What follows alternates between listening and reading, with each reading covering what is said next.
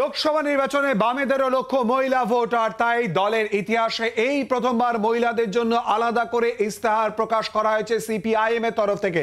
তাতে সন্দেশখালীর পাশাপাশি উঠে এসেছে মণিপুর, হাথরাস, উন্নাও কাণ্ডের কথা। 15 দফা ঘোষণায় বলা হয়েছে সিপিআইএম প্রার্থীরা যেখানে নির্বাচিত হবেন সেই কেন্দ্রে মহিলাদের জন্য বিশেষ ব্যবস্থা। রাজ্যে মহিলা ভোট একটা বড় ফ্যাক্টর। একদিকে যখন মহিলা মুখ্যমন্ত্রীর বিরুদ্ধে লড়াইটা চালাতে হচ্ছে, সেখানে কেন্দ্র যখন নারী শক্তির গ্যারান্টি দিচ্ছেন, অন্যদিকে যে দলকে সব থেকে বেশি সমালোচিত হতে হতো তাদের নারী দেয়া কেন প্রথম সারির আন্দোলনে নেই। রাজ্যে মহিলা ভোটারের সংখ্যা 3,73,00,000। পুরুষ ভোটারের চেয়ে সেই সংখ্যাটা মাত্র 15 লক্ষ কম। মহিলা ভোট ব্যাংকের আয়তন আরও বাড়াতে লক্ষ্মীর ভাণ্ডার প্রকল্পে বরাদ্দ 500 থেকে বাড়িয়ে 1000 করেছে রাজ্য সরকার। এছাড়া লোকসভার আগে ময়দানে নেমে দলের মহিলা সংগঠন তার কলিবর বাড়িয়েছে বলে দাবি করেছে তৃণমূল। ঘাসফুলে সেই মহিলা ভোট ব্যাংকে ধস নামাতে সন্দেশখালী কাণ্ড নিয়ে সরব বিজেপি। দলীয় ইস্তেহারেও তুলে ধরা হয়েছে নারী শক্তির কথা।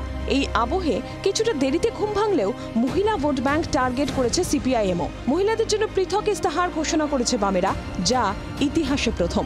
ইস্তেহার প্রকাশের সময় সামনের সারিতে দলের নেত্রীরাই। মোট 15 দফা প্রতিশ্রুতি রয়েছে সিপিআইএমের। গড়ে তোলা হবে মার্শাল আর্টের প্রশিক্ষণ কেন্দ্র, গড়ে তোলা হবে মহিলা আত্মরক্ষা সমিতি, গড়া হবে মহিলা আত্মমর্যাদা কেন্দ্র। প্রার্থীরা সাংসদ হলে নিজের তহবিলের 1/3 টাকা মহিলাদের জন্যই খরচ করবেন।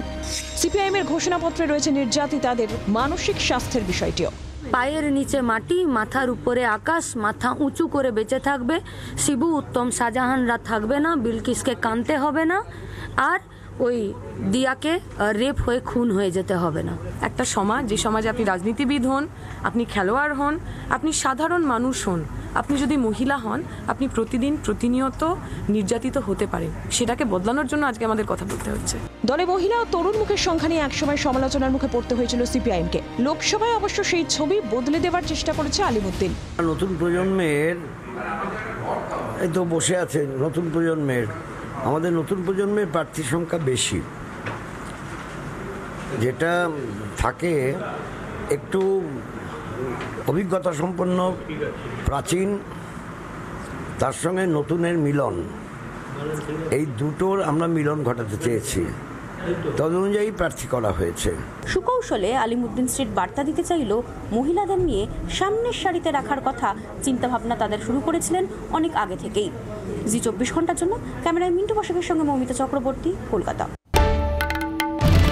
বাংলার আওয়াজ, বাঙালির আবেগ, জি 24 ঘন্টা।